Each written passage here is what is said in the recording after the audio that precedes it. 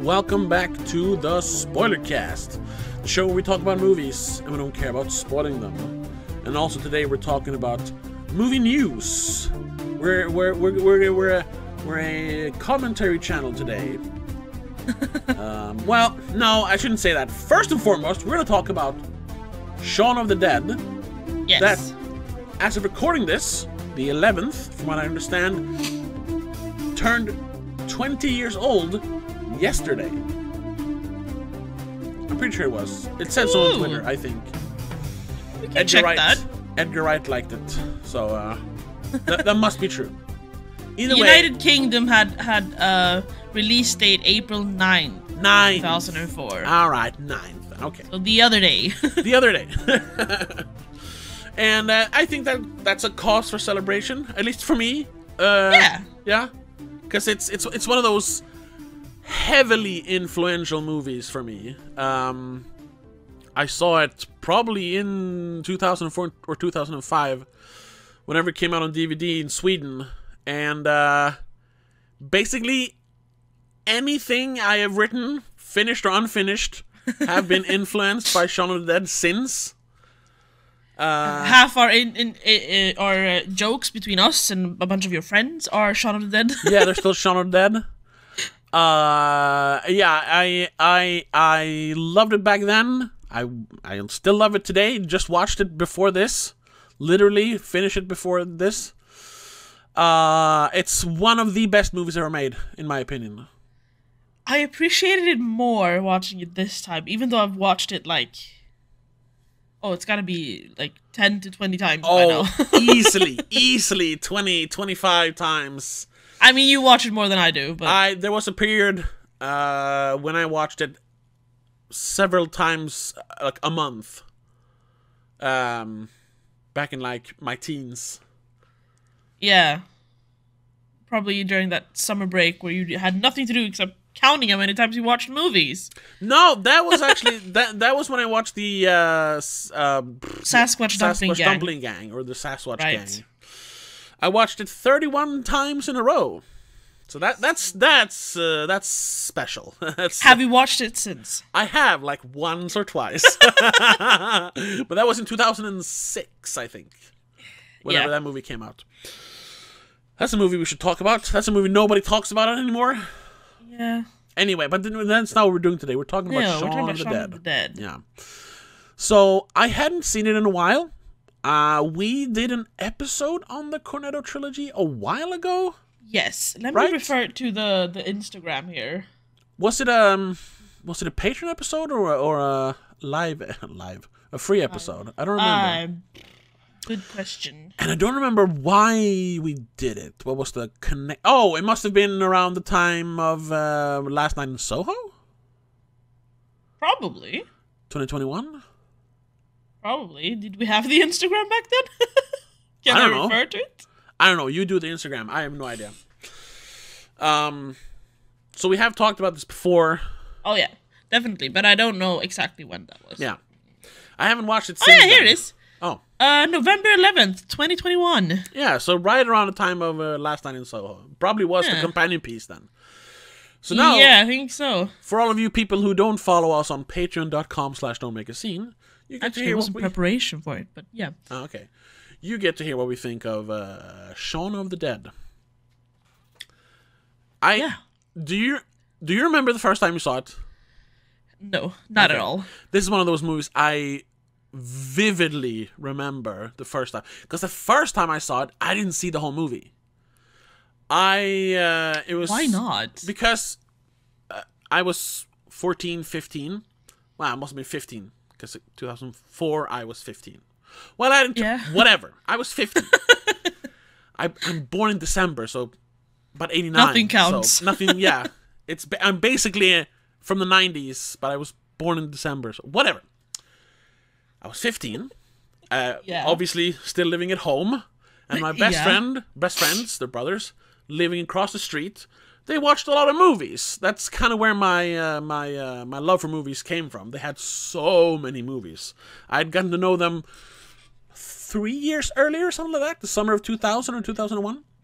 So it was like after dinner, something, whatever, I go over to hang out with them. They already have some people over, and they're watching a movie. And I was like, oh, what's this? And it's like, I didn't know it that back then, but it was Shaun of the Dead. And it's just like, as all the zombie stuff is starting to happen. It's right after him and Liz break up. You know, when he leaves her apartment, her flat. Yes. And they hang out at the bar. It's somewhere around there it starts. And I was like, oh, I'll sit down and watch this. And, you know, about an hour and 20 minutes later, I was like, oh my God, it's the greatest thing I've ever seen! So I don't think I borrowed it, but like probably some day later, I just popped the VHS in while they were up eating dinner or something. That was the whole idea. I came over, they went up to eat dinner, so I watched the movie while they ate, and then we hung out. That was every day. Like, well, that was basically what happened with my friends as well. You know, if we had dinner, they weren't having dinner. So if they were at my place, they were at my room. Yeah, exactly. The opposite. That's also how I watched. For some reason, had dinner earlier than other families. Yeah, that's also how I watched Jackass the movie 14 days in a row. 'Cause they got it on VHS. They had one of those like movie club memberships, so they always had new movies sent to them. We had that for a while. Do you remember that? No, I have no memory of that. Home Club or something was called. You don't remember that? No, the only thing I remember is going to the video store and renting movies. Okay. Anyway, they had that like for years and years and years. So they always had the latest movies on VHS and eventually on DVD. So that's how they got this movie very early. That's how I saw Jackass a few years earlier. 14 times in a row, 14 days in a row. So, what did you think of Shaun of the Dead the first time you saw half of it or the full movie? When I saw the whole thing, I thought it was amazing because there we go. It was also just as I had become interested in horror movies and zombie movies. I think I have talked about that, but in a video, not the podcast. No, we've probably mentioned it, because we've talked a lot about zombies. No, yeah. But specifically, I have a video about the first time I saw Nosferatu, the 1922 version, and Evil Dead, which were the original Evil Dead, which were both with my friend Martin, who had those movies. And The Evil Dead is another movie that's very, very, very influential to me, and very influential to Edgar Wright when he made Shaun of the Dead, obviously.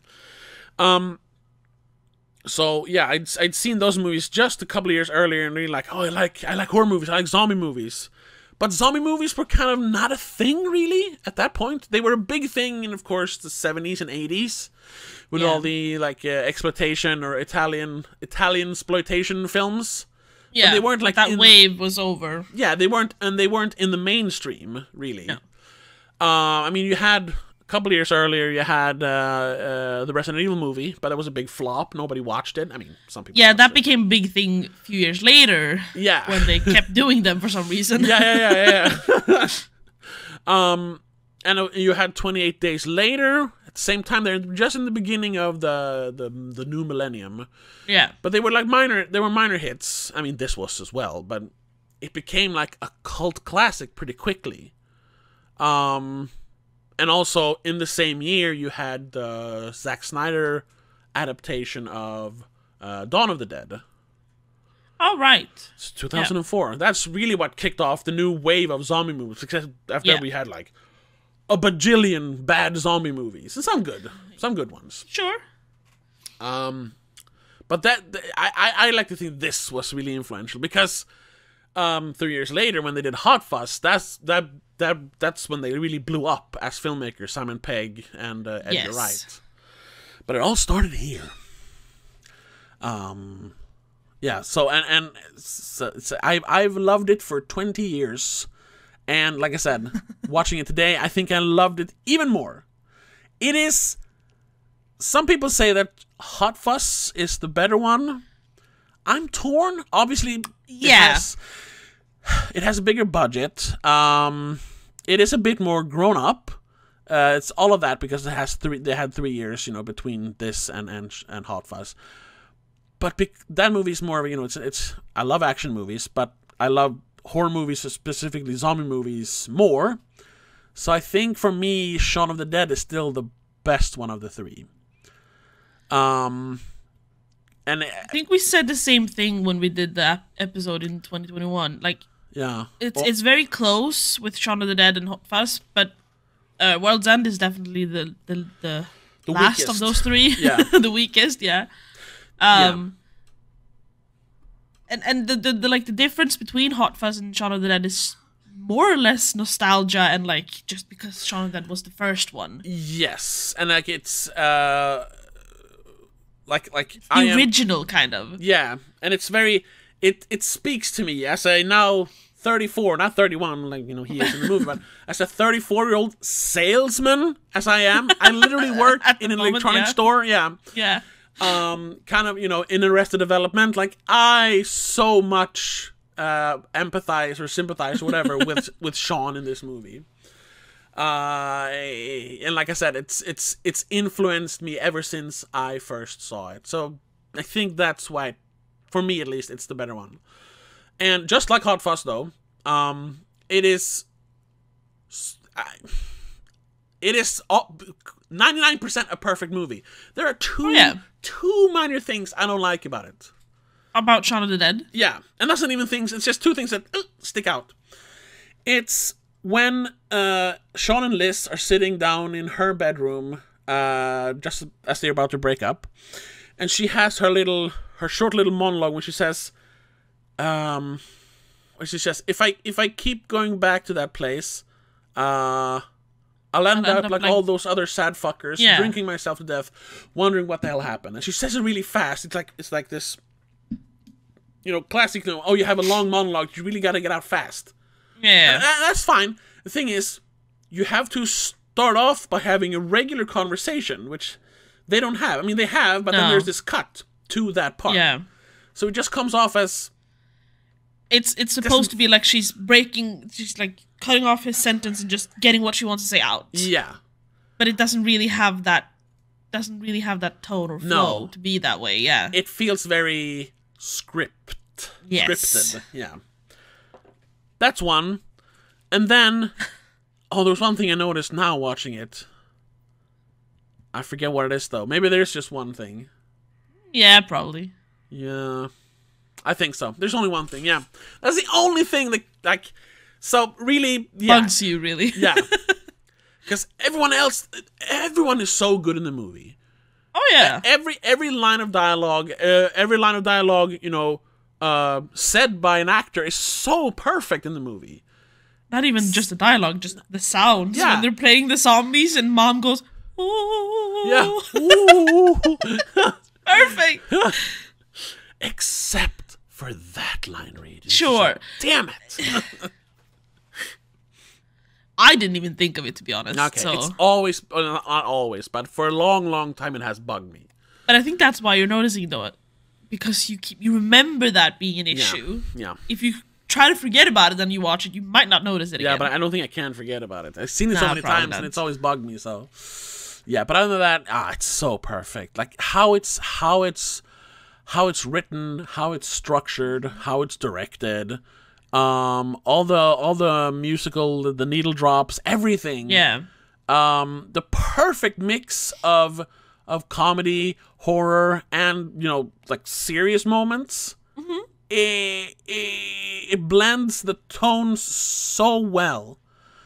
And the most insane part is we talked about Rose Glass and how even though she's only made, well, even in her first movie, you could see like she has a distinct style, which you could even notice in her last movie, Love Lies Bleeding, even though it's very different from her first movie. You could definitely tell, it's a Rose Glass movie. Sure, yeah.